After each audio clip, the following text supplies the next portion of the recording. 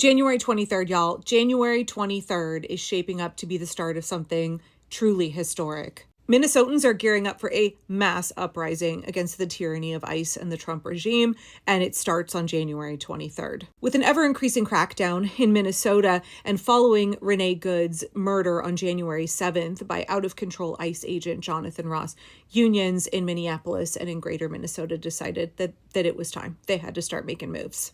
11 months ago, in a moment of frustration, I made a video where I said, where are the unions? Where are the unions? Because all of this madness could be ended very swiftly if our unions swung in and took action. And I said that as a spouse of a union member. I understand the power of the labor movement. I understand the impact that our unions can have in directing this country and protecting our freedoms. Speaking of union members, he's bringing me a hot water bottle. Thanks, babe.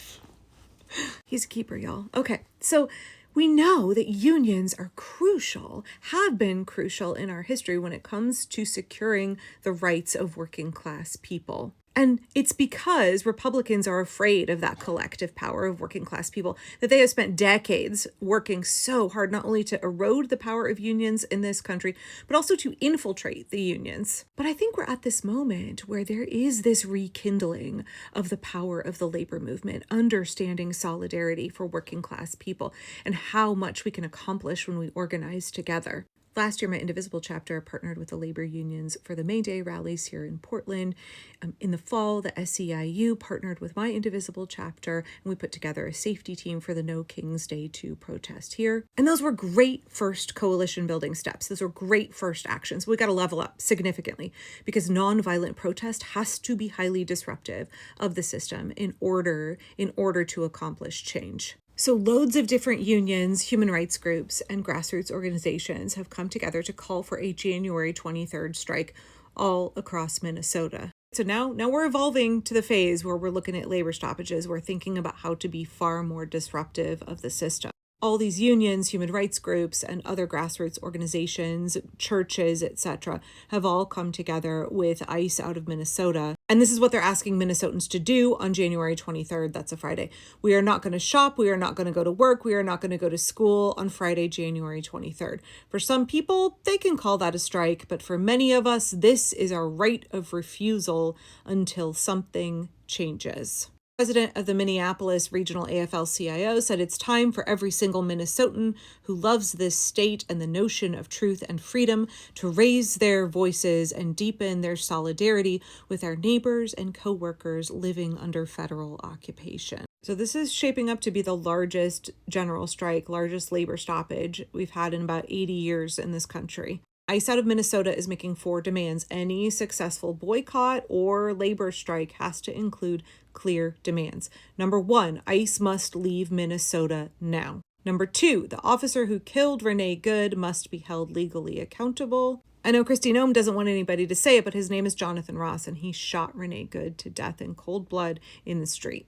And number 3, no additional federal funding for ICE in the upcoming congressional budget, and ICE should be investigated for human and constitutional violations of Americans and of our neighbors. Number 4, they are calling on Minnesota and national companies to become Fourth Amendment businesses, ceasing economic relations with ICE and refusing ICE entry and refusing to allow ICE to use their property for staging grounds, right? This happens here in Portland too. ICE comes in and rendezvous in the parking lots of various businesses before they head out to start to abduct people for the day. That's private property. Why are y'all letting them rendezvous on your private property? I can't really emphasize enough how important this is as an evolution in our resistance organizing, that we're now seeing unions like, okay, we're ready, let's go.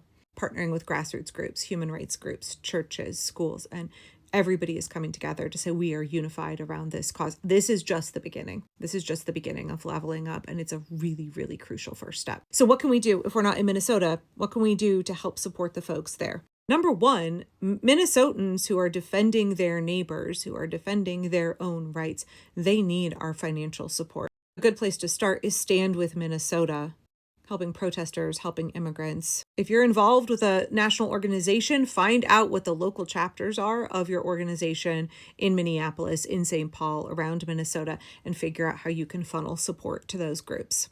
And this gets us thinking about solidarity when we are moving toward longer labor strikes, where we have to have strike funds. We have to help people get their rent paid. We have to feed each other. We have to provide childcare. The bake sale funds the bus boycott, y'all.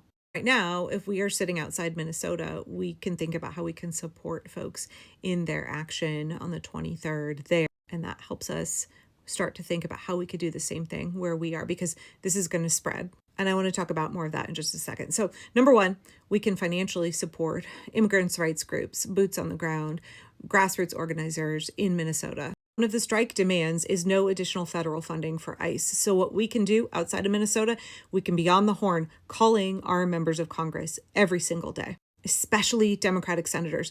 Senators like Cory Booker are about ready to fold. They're going to continue to fund ICE. They had some like performative, if we just ask them for de-escalation training and some more cameras, then we'll go ahead and give them this bump in funding.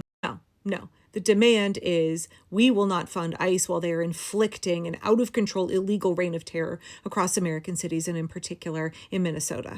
So to show solidarity, and also just like for the sake of our own country, we all need to be calling. I don't care what your senator said. I don't care what your member of Congress said about how hard it is or whatever. This is not only a politically advantageous, savvy move, it's also a just and moral move. Majority of Americans oppose ICE. A majority of Americans think ICE is making life worse for Americans in American cities. ICE is hugely unpopular. What the regime is doing is hugely unpopular. Americans are overwhelmingly horrified at the murder of Renee Good. There should be no Democratic member of Congress that is funding ICE right now. We can talk about abolish ICE down the road. Right now, defund. There should be no funding. The Progressive Caucus in the House has already said that they're behind that. They're not willing to fund ICE right now. I saw Ruben Gallegos, surprisingly, who took a stand. We need no Democratic senators that have that 60 vote threshold. They can obstruct ICE funding. As of right now, Chuck Schumer, waffling. Cory Booker, Alyssa Slotkin, no, we need to be on the horn every day. It's not just one call here, one call there. We need thousands of calls every day, and particularly every day leading up to it, but particularly on January 23rd. They need to be hit. Like the phone lines need to be clogged up, their email inbox clogged up, nonstop. Do not vote to fund this. Okay, we're donating to folks in Minnesota. We are calling our electeds, demanding no federal funding for ICE. We are not supporting any business that is doing business with ICE. In particular, if you go to maydaystrong.org and their page for ICE out of Minnesota, they are asking us to contact the Hilton and Enterprise Rent-A-Car, who are helping facilitate ICE's reign of terror in Minnesota. They're putting these chuddies up and they're renting cars to them so that they can then ram those rental cars into people and abduct them. If there are businesses where you are, likewise, we need to have a unified pressure campaign. Any business who does business with ICE will not see a dime of our money, and we'll let them know exactly what we think of them. And there's one more thing. The last thing that you can do to help support folks in Minnesota as they engage in this general strike on January 23rd is that you can get involved in grassroots organizing where you are. We can expect labor stoppages and more disruptive direct actions to be ramping up across the country as the regime is in this desperate, brutal last gasp to clamp down and try to get us to surrender. And we will not be surrendering. We need to anticipate and we need to be ready. We need to be organizing together. There's already talk of a nationwide strike on May Day. We have to have that scaffolding in place. When we do longer strikes, when we have larger, more comprehensive operations, we've got to have childcare. We've got to help pay the rent for folks. We've got to have bail funds ready. And to do that, we have to be plugged in. We have to be organized. We cannot organize alone. We have to do that in person with other people. Get involved right where you are in your local community. That is helping you. That's helping your community become more resilient and better able to resist. It's also going to help the folks in Minnesota because it's one shared struggle, right? So January 23rd, y'all, these are exciting times. I know it's scary times, but these are exciting times. We are coming together. We're organizing and we're figuring out how to leverage our power. I'm so grateful for the unions and the good people of Minnesota coming together. This is how we do it. We're moving in the right direction, y'all. January 23rd.